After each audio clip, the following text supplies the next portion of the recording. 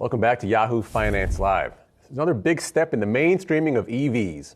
Motor Trend just named the Ford F-150 Lightning its 2023 Truck of the Year, a unanimous choice by judges citing its feature set and real-world applications at the home and the job site that only an EV pickup could do. Though the truck debuted with a surprising sub-$40K sticker price at launch, supply chain issues across the auto world had Ford hiking prices for the base model twice. I asked Ford's head of global EV programs, Darren Palmer, about these price hikes and whether rising costs were still an issue. Here's what he had to say. The whole purpose of the F-150 was to make it accessible to as many people as possible. So when we launched the vehicle, we did that even with the basic Pro model, and we sold all of the different series all the way up to the top. And we want to hold it that way. So we're keeping the price as low as we can. We did, however, have to raise it because commodity prices, especially battery prices, they did go higher at the moment. And so we had to react to that. But our goal is to keep the vehicle as affordable as possible through its whole lifetime. Despite inflationary pressures, Ford is charging forward with its EV game plan with an audacious production goal to meet next year, as well as by mid-decade. Here's Palmer again on Ford's EV ramp-up and how they'll get there. So we've set some very ambitious goals for our volume. And the F-150 Lightning, the building is being expanded now to take it up to over 150,000 units a year run rate by next year. We're also doing that on our other vehicles, the Mustang Mach-E and the E-Transit. All of them need a huge upgrade to meet customer demand. So we're expecting to see over 600,000 units by the end of next year. And we're on our way to 2 million units by the end of 26. And we've sourced the materials we need for that 600,000 units already for the end of next year. And we're already 70% sourced for the materials we need for the end of 26 as well. So those are some big production numbers. We'll have to see if they can meet those goals with Ford's competitors kind of doing the same thing here, you know. So not only is Ford doing it, but GM, they're a huge crosstown rival. They are actually sourcing a number of materials, spending a lot of money in building up their capacity to meet those millions of EVs they got to make in the next couple of years.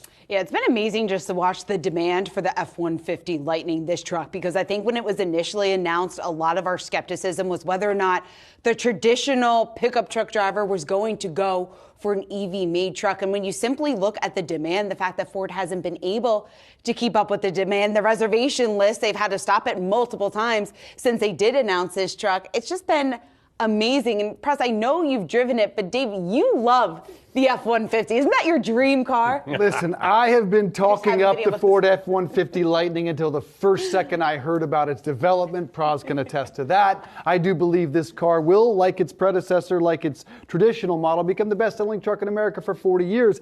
And now they're on 3 rotating crews of 10-hour shifts, 7 days a week, just to keep up with demand. And listen to this from Motor Trend, because it just was an absolute gem when describing the award. While some vehicles change the world by being radically different, Tesla, maybe, I think was alluding to them, like the Ford F-150 Lightning, change it by being different where it counts and familiar where it helps. So it's almost as if they're taking a shot at some of those that want to come out of the box and do something drastically different, i.e. the Tesla Cybertruck, which I am not a big fan of, and really touting what speaks to the average, everyday American, average Joe that loves the Ford F-150. Very bullish on this vehicle, obviously. You know, they really hit that sweet spot, right? They kept it looking like a traditional truck, but also added all these features like the ability to power your home or job site, over 300 miles of range, immense power, and the base model still costs $52,000 before any tax credits. Yeah, so certainly very, very expensive. But Pras, you've driven this, and you've driven a number of pickup trucks, a number of EVs. How does this stack up to others within the category, and then just more broadly, the EV landscape overall? So we've tested both the Rivian and the F-150 Lightning, and they Which was last year's award winner, right? Yes, correct. Last year's Motor Trend Truck of the Year was the Rivian. Look, both are very different. The Rivian is an adventure truck. It's got a lot of power, 4 motors. It's meant to sort of like take out upstate, go hiking, go camping, that sort of thing. The Ford is more of a work truck, and it's got more utilitarian sort of presence and features. And I think it's kind of going after 2 sort of different buyers. And which I prefer, maybe the Rivian, but the Ford is just so rock solid, and you have that nameplate there.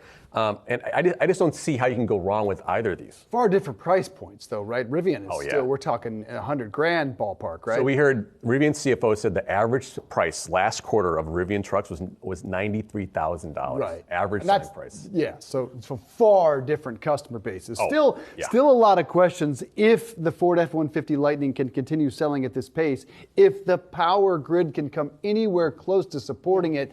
That thing is a monster.